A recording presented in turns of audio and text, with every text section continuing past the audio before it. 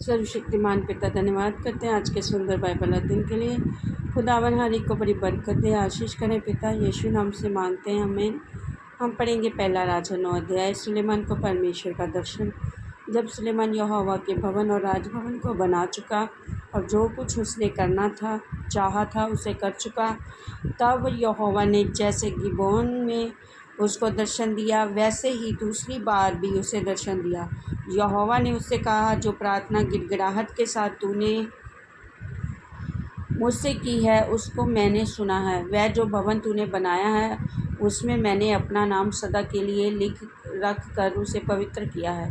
और यदि तू अपने पिता दाऊद के समान मन की खराई और सिधाई से अपने को मेरे सामने जानकर चलता रहे और मेरी विधियों और नियमों को मानता रहे, तो मैं तेरा राज्य इसराइल के ऊपर सदा के लिए स्थिर करूँगा। जैसे कि मैंने तेरे पिता दाऊद को वचन दिया था, तेरे कुल में इसराइल की राजगद्दी पर विराजने वाले सदा बने रहेंगे। परंतु यदि तुम लोग या तुम्हारे वंश के लोग मेरे पीछे चलना छोड़ दें और मेरी उन आज्ञाओं और विधियों को जो मैंने तुमको दी है ना माने और जाकर पराये देवताओं की उपासना करें और उन्हें दंडवत करने लगें, तो मैं इसराइल को इस देश में से जो मैंने उनको दिया है काट डालूँगा और इस भवन को जो मैंने अपने नाम के लिए पवित्र किया है अपनी दृष्टि से उतार दूंगा। और सब देशों के लोगों में इसराइल की उपमा दी जाएगी और उसका दृष्टांत चलेगा। और ये भवन जो ऊंचे पर रहेगा, तो जो कोई इसके पास होकर चलेगा वह चकित होगा और ताली बजाएगा और वह पूछेंगे, यहोवा ने इस देश को इस भवन के साथ ऐसा क्यों किया।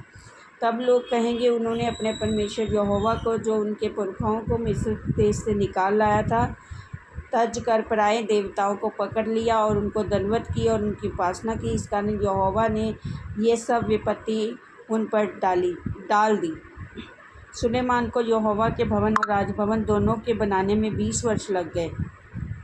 तब सुलेमान ने सोर के राजा हिराम को, जिसने उसके मनमाने देवदारू और सनोवर की लकड़ी और सोना दिया था, गलील देश के 20 नगर दिए। जब हिराम ने सोर से जाकर उन नगरों को देखा जो सुलेमान ने उसको दिए थे, तब वह उसको अच्छे ना लगे। तब उसने कहा, हे मेरे भाई, ये कैसे नगर तूने मुझे दिए हैं। और उसने उनका नाम कबूल देश रखा और यही आज तक के दिन पर पड़ा है। फिर हीराम ने राजा के पास 120 की कार सोना भेजा था। राजा सुलेमान ने लोगों को जो बेगारी में रखा उसका प्रयोजन ये था कि यहोवा का और अपना भवन बनाए और मिलो और यरूशलेम की शहर पनाह और हासोर, मगिदो और गेजेर नगरों को दृढ़ करे। गेजेर पर मिस्र के राजा फ़िरौन ने चढ़ाई करके उसे ले लिया था और आग लगाकर फूंक दिया और उस नगर के रहने वाले कनानियों को मार डाला और उसे अपनी बेटी सुलेमान की रानी का निजवा करके दिया था। अत सुलेमान ने गेजेर और नीचे वाली बोथोरेन, बालात और तमार को जो जंगल में है दृढ़ किया। ये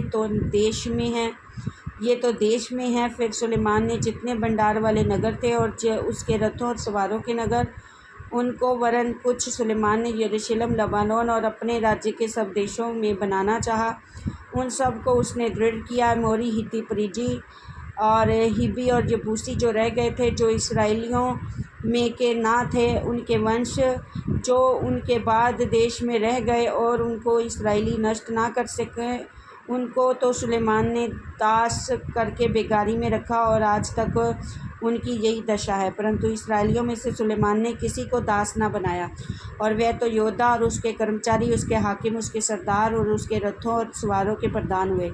जो मुख्य हाकिम सुलेमान के कामों के ऊपर ठहर के काम करने वाले पर प्रभुता करते थे, वे 550 थे। जब फ़िरौन की बेटी दाऊदपुर से अपने उस भवन को आई जो सुलेमान ने उसके लिए बनाया था, तब उसने मीलो को बनाया। सुलेमान उस वेदी पर जो उसने यहोवा के लिए बनाई थी प्रतिवर्ष 3 बार होम बलि और मेल बलि चढ़ाया करता था, और साथ ही उस वेदी पर जो यहोवा के सम्मुख थी धूप जलाया करता था।